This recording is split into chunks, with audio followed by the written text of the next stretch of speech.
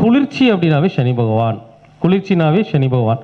அப்போது ரொம்ப வெய்ய காலம், பயங்கரமாக வெய்ய காலமாக இருக்குதுங்க. எல்லாம் இங்கே என்ன சார் பண்ணுறாங்க, ஒரு வேலைக்கு போகிறவங்களாம் எங்கே போய் நிற்கிறாங்க? மரத்தின் நிழலில் நிற்கின்றார்கள். மரத்தின் நிழல் தான் சனி பகவான். சரிங்களா? ஒரு மரத்தினுடைய நிழல் தான். ஏன்னா மரத்து நிழலுக்கு போனால் குளிர்ச்சி கிடைக்கும்.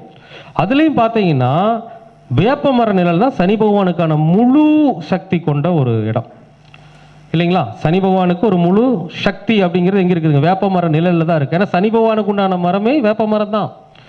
ஏன் வேப்ப மரத்தை சனி பகவானுக்கு கொடுத்தாங்க? அந்த வேப்ப மரத்தில் தான் அதிகமான குளிர்ச்சி இருக்கிறது. நீங்கள் பாருங்கள், எவ்வளவு வெயில் அடித்தாலும் அந்த வேப்ப மரத்து நிழலில் போய் பாருங்கள், ஒரு சித்திர வெயிலே அடிக்குது, அந்த வேப்ப மரத்தில் நிழல் போய் இன்னும் குளிர்ச்சி கிடைக்குதா இல்லைங்களா?